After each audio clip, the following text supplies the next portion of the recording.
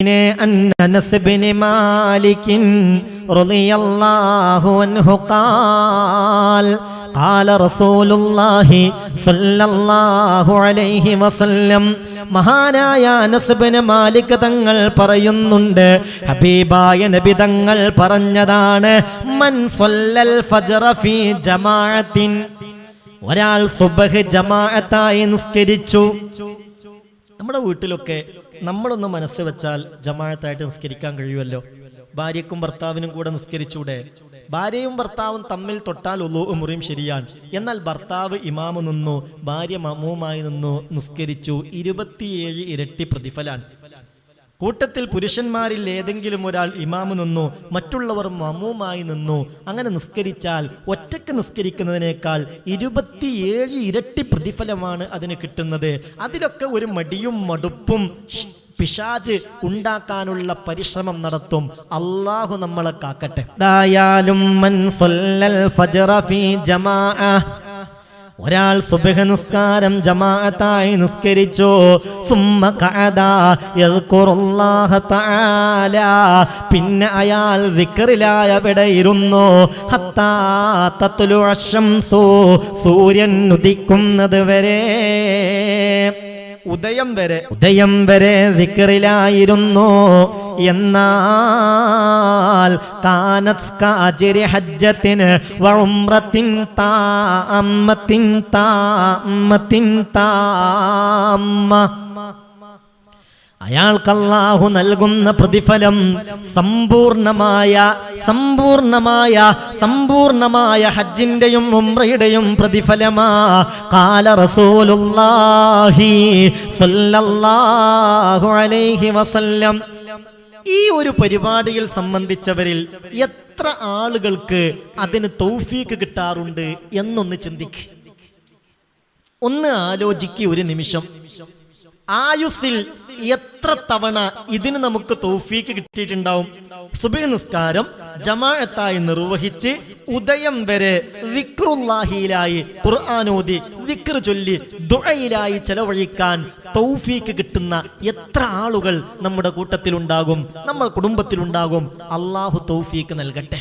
അതിന്റെ കൂലി നിങ്ങൾ കേട്ടോ. അതിന്റെ കൂലി കാനത് കഅജ്രിൽ ഹജ്ജത്തി കഅജ്രി ഹജ്ജത്തിൻ വ ഉംറത്തിൻ താമ്മത്തിൻ താമ്മ. സമ്പൂർണമായ, അത് 3 തവണയാണ് ആ വാക്ക് ആവർത്തിച്ചു പറഞ്ഞത് അഷ്റഫുൽ ഖൽഖ് മുഹമ്മദ് മുസ്തഫ സ്വല്ലല്ലാഹു അലൈഹി വസല്ലം.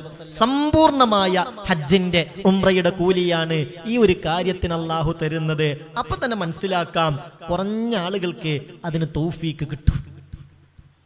എങ്ങനെ കിട്ടും? വയല് പറയാൻ എളുപ്പാൻ, വയല് കേൾക്കാൻ എളുപ്പാൻ, പക്ഷെ കുറഞ്ഞ ആളുകൾക്ക് അതിന് തൗഫീക്ക് കിട്ടൂ. ആ തൗഫീക്കുള്ളവരിൽ അല്ലാഹു അവന്റെ റഹ്മത്ത് കൊണ്ട്, ഈ മജ്ലിസിന്റെ ബറക്കത്ത് കൊണ്ട്, ഈ മജ്ലിസിൽ ആമീൻ പറയുന്ന മുഅ്മിനീങ്ങളുടെ ബറക്കത്ത് കൊണ്ട് നമ്മുടെ കൂട്ടത്തിൽ എല്ലാവർക്കും അതിന് അല്ലാഹു തൗഫീക്ക് നൽകട്ടെ, അതിനല്ലാഹു ഭാഗ്യം നൽകട്ടെ. ഖൈറിന്റെ അഹ്ലുകാരിൽ അല്ലാഹു നമ്മളെ ചേർത്തി തരട്ടെ. അപ്പൊ ചുരുക്കത്തിൽ ഇനി ഓരോ ദിക്റിന്റെ ഒരു ക്രമം പറയുകയാണ്. നമ്മളൊക്കെ പലരും ചെയ്യുന്നവരായിരിക്കും, എന്നാലും അതിന്റെ ഫളാഇൽ ഒന്നുകൂടെ മനസ്സിലാക്കാൻ വേണ്ടി അതൊന്ന് ഓർമ്മപ്പെടുത്തുകയാണ്. സലാം വീട്ടിക്കഴിഞ്ഞാൽ ഉടനെ പറയേണ്ടത് എന്താ? വിത്ർ നിസ്കാരമല്ലാത്ത എല്ലാ നിസ്കാരത്തിലും സലാം വീട്ടിക്കഴിഞ്ഞാൽ ഉടനെ പറയേണ്ടത് അസ്തഗ്ഫിറുല്ലാഹൽ അലീം, അസ്തഗ്ഫിറുല്ലാഹൽ അലീം, അസ്തഗ്ഫിറുല്ലാഹൽ അലീം. കാന നബിയ്യു സ്വല്ലല്ലാഹു അലൈഹി വസല്ലം ഇദൻ സറഫ മിൻ സലാത്തിഹി ഇസ്തഗ്ഫറ സലാസ. ഹബീബായ നബി തങ്ങൾ നിസ്കാരത്തിൽ നിന്ന് സലാം വീട്ടിയാൽ ഉടനെ തന്നെ 3 തവണ പറയുമായിരുന്നു അസ്തഗ്ഫിറുല്ലാഹൽ അലീം. എന്താണ് അതിന്റെ ഒരു പൊരുള്? എന്തേ അതിന് മാത്രം വലിയൊരു തെറ്റാണോ ഇപ്പോൾ ചെയ്തത്? എന്താണ് നിങ്ങൾ ശ്രദ്ധിക്കണില്ലേ? അതിന് മാത്രം വലിയൊരു തെറ്റ് ചെയ്തിട്ടാണോ സലാം വീട്ടിയ ഉടനെ തന്നെ അസ്തഗ്ഫിറുല്ലാഹൽ അലീം, അസ്തഗ്ഫിറുല്ലാഹൽ അലീം, അസ്തഗ്ഫിറുല്ലാഹൽ അലീം എന്ന് പറയുന്നത്? പടച്ചോനെ, നിസ്കാരം കൊണ്ട് നരകം സമ്പാദിക്കുന്ന ഒരുപാട് ആളുകളുണ്ട് കേട്ടോ. അല്ലാഹു നമ്മളെ കാക്കട്ടെ. എങ്ങാനും റബ്ബേ എന്റെ നിസ്കാരത്തിൽ മനസ്സാ വാചാ കർമ്മണ എന്തെങ്കിലും അതിനോട് ചേരാത്ത നിലയിലുള്ളത് സംഭവിച്ചെങ്കിൽ ഞാൻ നിന്നോട് മാപ്പ് ചോദിക്കുന്നു റബ്ബേ. ഈ നിസ്കാരം നാളെ നിന്റെ കോടതിയിൽ എന്റെ മുഖത്തേക്ക് ചുരുട്ടി കൂട്ടി വലിച്ചെറിഞ്ഞ് ഈ നിസ്കാരത്തിന്റെ പേരിൽ ഞാൻ നരകത്തിലെത്തുന്നൊരവസ്ഥയുണ്ടാകരുതേ റബ്ബേ. അതാണ് ആ ഇസ്തിഗ്ഫാറിന്റെ അർത്ഥം. നരകക്കാർ ഹബീബായ നബി തങ്ങൾ പറഞ്ഞില്ലേ, ചില നിസ്കാരക്കാര് നരകത്തിലാണ്. നിസ്കാരക്കാർക്കും നരകമുണ്ട്, നിസ്കരിക്കാത്തവർക്കും നരകമുണ്ട്. നിസ്കരിക്കുന്നവർക്കും നരകമുണ്ട്, നിസ്കരിക്കാത്തവർക്കും നരകമുണ്ട്. ഒരു വിഭാഗത്തോട് ചോദിക്കപ്പെടും, മാ സലകകും ഫീ സഖർ, അല്ല മനുഷ്യരെ നിങ്ങളെ ഈ സഖർ എന്ന നരകത്തിൽ പ്രവേശിപ്പിച്ച കാര്യമെന്താണ്? ഖാലു, അവർ പറയുന്ന മറുപടി, ഇന്നാ ലം ലകും മിനൽ മുസല്ലീൻ, ഞങ്ങൾ നിസ്കരിക്കുന്നവരായിരുന്നില്ല, അതുകൊണ്ടാണ് നരകത്തിലെത്തിയത്. അപ്പൊ നിസ്കരിക്കാത്തവർക്ക് നരകമുണ്ട്, അല്ലാഹു കാക്കട്ടെ. എന്നാൽ ഫവൈലുൽ ലിൽ മുസല്ലീൻ, നിസ്കരിക്കുന്നവർക്കും നരകമുണ്ട്. അവർക്കുള്ള നരകം വൈലെന്ന നരകമാണ്. നിസ്കരിക്കാത്തവർക്ക് സഖർ എന്ന നരകമാണ്, നിസ്കരിക്കുന്നവർക്ക് വൈലെന്ന നരകമാണ്.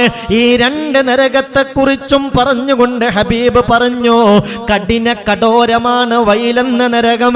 അതാണ് ഏറ്റവും വലിയ പ്രയാസമുള്ള നരകം. യസീലു ഇലൈഹി സുദീദു അഹ്ലിന്നാർ, എല്ലാ നരകക്കാരുടെയും ചീഞ്ചലം ഒലിച്ച് ഒലിച്ച് എത്തിപ്പെടുന്ന സ്ഥലമാണ് വൈൽ.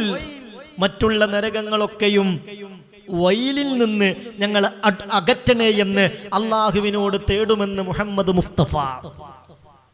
അപ്പോൾ ഈ അസ്തഗ്ഫിറുല്ലാഹൽ അലീം എന്നതിന്റെ പൊരുളെന്താ? അള്ളാഹുവേ, ഇതാ ഞാൻ നിസ്കരിച്ചിരിക്കുന്നു, എന്റെ ഹൃദയം വേണ്ടതുപോലെ നിന്റെ മുന്നിൽ പിടിച്ചു വെക്കാൻ കഴിഞ്ഞിട്ടില്ല. പലതരത്തിലുള്ള ചിന്തകൾ കടന്നുകൂടി. അല്ലാ, ഏതെല്ലാം നിബന്ധനകളാ! 12,000 മസ്അലകളാണ് ഒരു 2 റക്അത്ത് നിസ്കരിക്കുമ്പോഴത്തേക്ക് ആ നിസ്കാരത്തിൽ കടന്നു വരുന്നതെന്ന് മഹാനായ ഇമാമുന ശാഫിഈ റഹ്മത്തുള്ളാഹി അലൈഹി. അതിലേതെല്ലാം പാലിക്കാൻ എനിക്ക് കഴിഞ്ഞു, പരിഗണിക്കാൻ എനിക്ക് കഴിഞ്ഞു. പടച്ചോനെ, എന്തെല്ലാം അബദ്ധങ്ങൾ കൊണ്ട് നിറഞ്ഞതാണ് എൻ്റെ നിസ്കാരം. അതുകൊണ്ട് ഇലാഹായ റബ്ബേ, നിസ്കാരത്തിനോട് ചേരാത്ത രൂപത്തിലുള്ള വല്ല വാക്കുകളോ പ്രവർത്തനങ്ങളോ ചിന്തകളോ എന്നിൽ വന്നുപോയെങ്കിൽ ഇതാ സലാം വീട്ടിയ ഉടനെ തന്നെ അസ്തഗ്ഫിറുല്ലാഹൽ അലീം, അസ്തഗ്ഫിറുല്ലാഹൽ അലീം, അസ്തഗ്ഫിറുല്ലാഹൽ അലീം. ആ ഒരു ഉള്ളോർമ്മയോടുകൂടെ, ആ ഒരു ചിന്തയോടുകൂടെയാവണം നിസ്കാരം കഴിഞ്ഞാൽ ഉടനെയുള്ള നമ്മുടെ ഇസ്തിഗ്ഫാർ. അല്ലാഹു റബ്ബുൽ ഇസ്സത്ത് നിസ്കാരത്തിലൊക്കെ നല്ല ഖുശൂ നൽകി നമ്മെ അനുഗ്രഹിക്കട്ടെ. നിസ്കാരത്തിലൊക്കെ നല്ല ഖുശൂ ഉള്ളവരിൽ അള്ളാഹു നമ്മൾ ഉൾപ്പെടുത്തട്ടെ. അത് കഴിഞ്ഞാൽ പിന്നെ സുബ്ഹ് നിസ്കാരത്തിന് ശേഷം ഒരു 10 തവണ ലാ ഇലാഹ ഇല്ലല്ലാഹു വഹ്ദഹു ലാ ശരീക ലഹു ലഹുൽ മുൽക്കു വലഹുൽ ഹംദു യുഹ്യി വയുമീതു വഹുവ അലാ കുല്ലി ഷൈഇൻ ഖദീർ അതേ ഇരുത്തത്തിൽ ഇരുന്നു കൊണ്ട് ചൊല്ലണം. ഇപ്പോൾ ഞാൻ സുബ്ഹ് നിസ്കാരത്തിൻ്റെതാണ് പറയുന്നത്, ശ്രദ്ധിക്കണം. ഈ ദിക്ർ എല്ലാവർക്കും അറിയാമല്ലോ. 10 തവണ ഈ ദിക്ർ ചൊല്ലണം. അതിന്റെ കൂലി മഹത്തരമാണ്, അതിന് വലിയ ഫളലാണ്. അല്ലാഹു നമുക്ക് തൗഫീഖ് നൽകട്ടെ. അത് 10 തവണ മുടങ്ങാതെ ചൊല്ലിയാൽ അല്ലാഹുവേ അവർക്ക് കിട്ടുന്ന പ്രതിഫലം എത്രയാണെന്നറിയോ? ഇൻഷാ അല്ലാഹ് ഇനി ആ സുബ്ഹ് നിസ്കാരത്തിന് ശേഷം നമ്മൾ ചൊല്ലേണ്ട ദിക്റുകളെ കുറിച്ച്, അതിന്റെ ഫളായിലുമൊക്കെ അതെങ്ങനെയൊക്കെ ആവണമെന്നും എന്തൊക്കെയാണ് അതിന്റെ പൊരുൾ എന്നും ഇൻഷാ അല്ലാഹ് നാളെ നമ്മൾ വിശദീകരിക്കും. അല്ലാഹു തൗഫീഖ് നൽകട്ടെ.